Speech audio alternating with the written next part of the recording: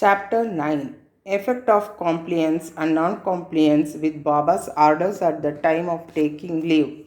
A few instances, mendicancy and its necessity. Devotees, third families, experiences, Baba fed sumptuously. At the end of the last chapter, it was briefly stated that the bhaktas who obeyed Baba's orders at the time of taking leave fared well, and those who disobeyed them suffered many a mishap. This statement will be amplified and illustrated with a few striking instances and by other matters dealt with in this chapter. Characteristic of Shirdi pilgrimage. One special peculiarity of Shirdi pilgrimage was that none could leave Shirdi without Baba's permission, and if he did, he invited troubles. But if anyone was asked to quit Shirdi, he could stay there no longer. Baba gave certain suggestions or hints when devotees went to bid goodbye and take leave. These suggestions had to be followed. If they were not followed or were departed from, accidents were sure to befall them. We give below a few instances. Tatyakote Patil. Tatyakote was once going in a tonga to Kopargaon Bazaar. He came in haste to the masjid, saluted Baba, and said that he would go to Kopargaon Bazaar. Baba said, "Don't make haste. Stop a little. Forget the bazaar. Don't go out of the village." On seeing this anxiousness to go, Baba asked him to take Shama, Madhur or Deshpande with him. Not minding this direction, Tatyakote immediately drove off his tonga. Of the two horses, one which cost 300 rupees was very active and restless. After passing Swali Vihar, it began to run rashly, got a sprain in its waist, and fell down. Tatya was not much hurt, but was reminded of Mother Sai's direction. On another occasion, while proceeding to Kolar village, he disregarded Baba's direction and drove in a tonga which met with a similar accident. European gentleman. One European gentleman of Mumbai once came to Shirdi with an introductory note from Nana Sahib Chandorkar and with some objects in view. He was comfortable, accommodated in a tent. He wanted to kneel before Baba and kiss his hand. Therefore, he tried thrice to step into the masjid, but Baba prevented him from doing so. He was asked to sit in the open courtyard below and take Baba's darshan from there. Not pleased with the reception he got, he wanted to leave Shirdi at once and came to bid goodbye. Baba asked him to go the next day and not to hurry. People also requested him to abide by Baba's instructions. Not listening to all this, he left Shirdi in a tonga. The horses ran all right, but when Swali Vihar was passed, a bicycle came in front, on seeing which the horses were frightened and ran fast. The tonga turned topsy-turvy, and the gentleman fell down and was dragged over some distance. He was immediately rescued but had to go and lie in Kopergaon hospital for the treatment of his injuries. Such experiences were legion, and people learnt the lesson that those who disobeyed Baba's instruction met with accidents in one way or the other, and those who obeyed them were safe and happy. The necessity of mendicancy. Now, to return to the question of mendicancy, a question may arise in the minds of some that if Baba was such a great personage, God manifest, why should he have taken recourse to begging bowl throughout his life? This question may be considered and replied from two standpoints. Who are the people who have a right to live by the begging bowl? Our Shastras say that those persons who, after getting rid of or becoming free from the three main desires, namely, one for progeny, two for wealth, three for fame, and accept sannyas, are the fit persons to live by begging alms. They cannot make cooking arrangements and dine at their home. The duty of feeding them is laid on the shoulders of householders. Sai Baba was neither a householder nor vanaprastha. He was a celibate sannyasi, that is, sannyasi from boyhood. His firm conviction was that the universe was his home. He was the Lord Vasudeva, the supporter of the universe, and the imperishable Brahma, so he had full right to take recourse to begging.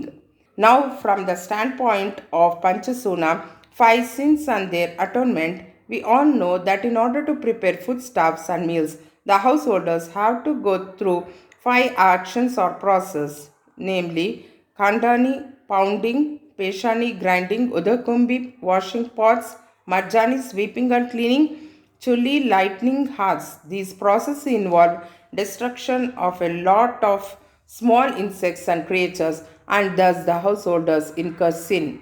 In order to atone for his sins, our Shastras prescribe six kinds of sacrifices, namely 1. Brahma Yajna, Veda Adhyayan, offering to Brahman or the study of the Vedas, Pitri Yajna, offering to the ancestors, Deva Yajna, offering to the gods, Bhuta Yajna, offering to the beings, Manushya Atiti Yajna, offering to men or uninvited guests. If these sacrifices enjoined by the Shastras are duly performed, the purification of their minds is effected, and this helps them to get knowledge and self realization.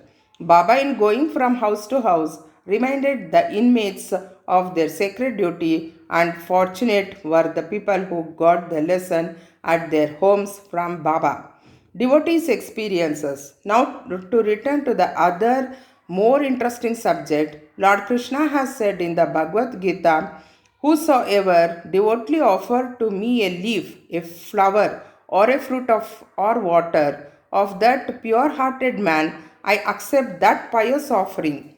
In the case of Sai Baba, if a devotee intended really to offer anything to Sai Baba, and if he afterwards forgot to offer the same, Baba reminded him or his friend about the offering and made him bring it to him, and then accepted it and blessed the devotee. A few instances are given below. Tarkad family, father and son. Mr. Ramchandra Atmaram alias Baba Sahib Tarkad, formerly a Prarthana Samajist, was a staunch devotee of Sai Baba. His wife and son loved Baba equally or perhaps more. It was once proposed that Master Tarkad should go with his mother to Shirdi and spend his summer vacation there. But the son was unwilling to go, as he thought that in case he left his home in Bandra, the worship of Sai Baba in the house would not be properly attended to, as his father, being a Prarthana Samajist, would not care to worship Sai Baba's picture.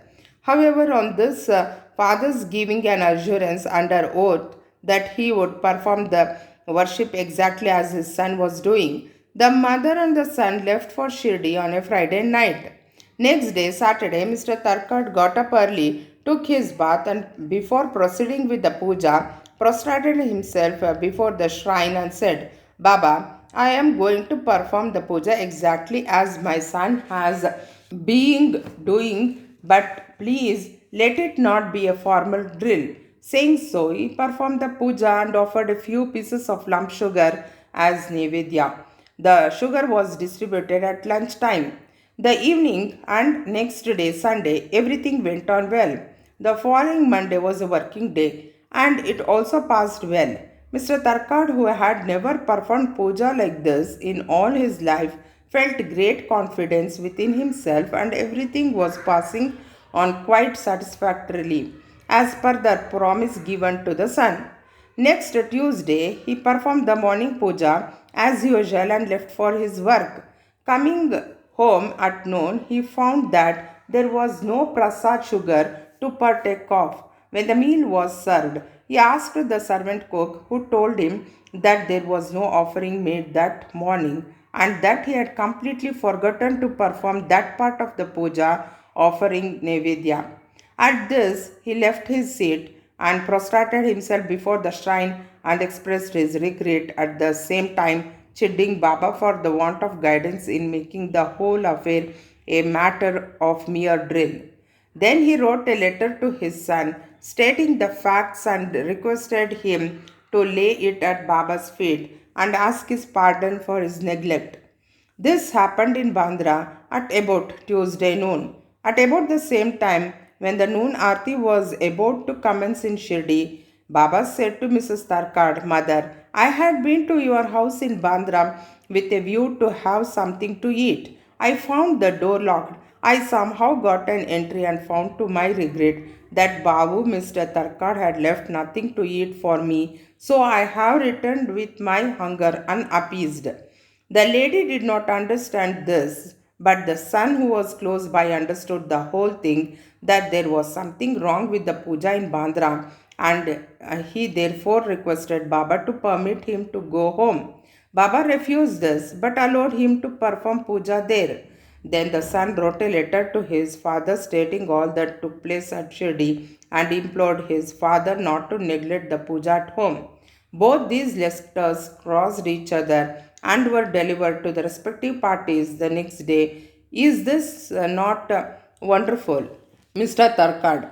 Let us now take up the case of Mrs. Tarkad herself. She offered three things, namely Bharat roasted brinjal mixed with curds and spice, kacharia, a circular piece of brinjal fried in ghee, peda, sweet meat ball. Let us see how Baba accepted these. Once Mr. Raghuveer Bhaskar Purandare of Bandra, a great devotee of Baba, started for Shirdi with family. Mrs. Tarkad went to Mrs. Purandare and gave her two brinjals and requested her to prepare bharit of one brinjal and kacharia of the other. When she went to Shirdi and served Baba with them, after reaching Shirdi, Mrs. Purandare went with her dish of bharit to the masjid. When Baba was just sitting for meals, Baba found the bharit very tasty. So he distributed it to all and said that he wanted kacharia now. A word was sent to Radhakrishna Mai that Baba wanted kacharia. She was in a fix, as that was no season of brinjals. How to get brinjals was the question. When an inquiry was made as to who brought the bharit, it was found that Mrs. Purandare was entrusted with the duty of serving kacharia. Everybody then came to know the significance of Baba's inquiry regarding kacharia and was wonderstruck at Baba's all-pervasive knowledge. In December 1915, one Govind Balram Mankar wanted to go to Shirdi to perform the obsequies of his father. Before he left, he came to see Mr. Tarkad. Then Mrs. Tarkad wanted to send something with him to Baba. She searched the whole house but found nothing except a peda, which had already been offered as Nevedya. The boy Govind was in mourning. Out of great devotion to Baba, she sent the peda with him, hoping that Baba would accept and eat it. Govind went to Shirdi and saw Baba but forgot to take the peda with him. Baba simply waited. When again he went to Baba in the afternoon, he went empty handed without the peda. Baba could wait no longer and did ask him straight, What did you bring for me? Nothing was the reply. Baba asked him again. The same reply came forth again. Then Baba asked him the question, Did not the mother, Mrs. Tarkad, give some sweetmeat to you for me at the time of your starting? The boy then remembered the whole thing. He felt abashed, asked Baba's pardon, ran to his lodging, brought the peda and gave it to Baba. As soon as Baba got it in his hand, he put it into his mouth and gulped it down. Thus, the devotion of Mrs. Tarkad was recognized and accepted. As men believed in me, so do I accept them, was proved in this case. Baba fed sumptuously. How? Once Mrs. Sarkar was staying in a certain house in Shirdi. At noon meals were ready and being served. When a hungry dog turned up there and began to bark, Mrs. Tarkar got up at once and threw a piece of bread which the dog gulped with great relish. In the afternoon, when she went to the masjid and sat at some distance, Sai Baba said to her mother, You have fed me sumptuously. My famished pranas, life forces, have been satisfied. Ever act like this, and this will stand you in good stead. Sitting in this masjid, I shall never speak untruth. Take pity on me like this. First give bread to the hungry and then eat yourself. Note this well. She could not understand at first the meaning of what Baba said. So she replied, Baba, how could I feed you? I am myself dependent on others and take my food from them on payment. Then Baba replied, eating that lovely bread, I am heartily contented and I am still blushing. The dog which you saw before meals and to which you gave the piece of bread is one with me. So also other creatures, cats, pigs, flies, cows, etc., are one with me. I am roaming in their forms. He who sees me in all these creatures is my beloved. So abandon the sense of duality and distinctions and serve me as you did today.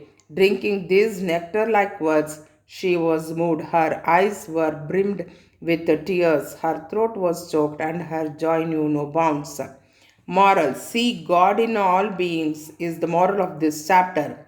The Upanishads, the Gita, and the Bhagavad all exhort us to perceive God or divinity in all the creature.